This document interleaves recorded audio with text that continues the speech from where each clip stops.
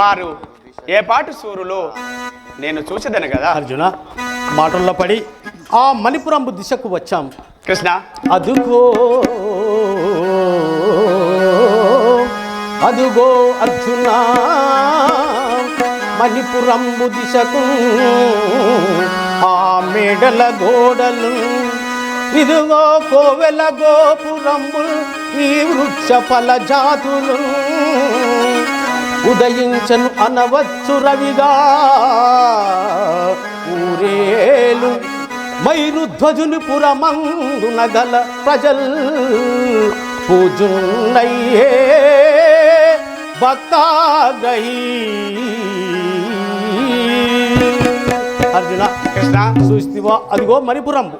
ఆ మణిపురంబులో ఉండబడినటువంటి ఆ విష్ణు స్వరూపుని గుళ్ళు, గోపురంబులు, రకరకాలైన చిత్ర విచిత్రమైనటువంటి వృక్షాలు, చిలుకల పలుకులు, ఆహా ఏమని వర్ణించవలము. ఆ ఉదయించే చంద్రుడు, సూర్యుడు కూడా ఆ పట్టణంలో ఉదయించు విధముగా కాంతినిస్తున్నదే చూడుము. బావా శ్రీకృష్ణ, మీరు చూపించినది ఆ కోటలు, ఆ గుడులు, ఆ యొక్క ఆ ఊరిలో ఉన్న అంద చందాలు, ఆ రాజ్యానికి ఉన్న అంద చందాలు నాకు చాలా నచ్చినాయి, బాగానే ఉన్నాయి. కానీ కృష్ణ, మరి మన తురగము కనిపించక ఉన్నది, మరి అది ఎక్కడికి వెళ్ళినాదో వెతుకుదాము పద కృష్ణ, వెతుకుదాము పద. అయ్యో, నీ తురగం కనిపించడం లేదా? అవును కదా కృష్ణ. అయ్యో అర్జున, కృష్ణ అటు చూడుము. కృష్ణ, ఆహా, ఏమిటి అది? పసి బాలుడు నీ అశ్వాన్ని బంధించు విధముగా కనిపిస్తున్నది చూడుము. అది నీ అశ్వంబేనా? ఓహో కృష్ణ, అది అశ్వంబులాగానే అనిపిస్తుంది కానీ బావా శ్రీకృష్ణ, అర్జున, ఆ ముక్కోటి లోకాలకు, 3 లోకాలకు 4 పాదాలపై నడిపించే నా అన్న ధర్మాత్ములుండగా, దానికి తోడు మీరునుండగా, ఆ అశ్వంబునను ఒక్కసారి విడిచి మరలించినట్టు చేస్తా.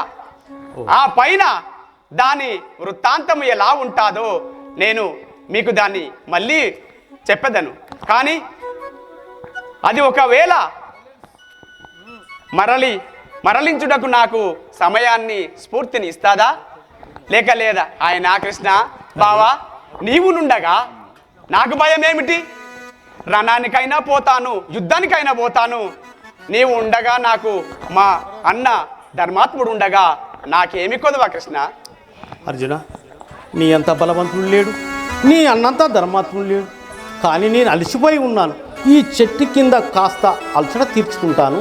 నువ్వు వెళ్ళి నీ అయమును నువ్వు విడిపించుకోమని. కృష్ణ, నేను యుద్ధమునకు పోయేదను, నన్ను ఆశీర్వదించు. చల్లగా వర్ధిల్లు.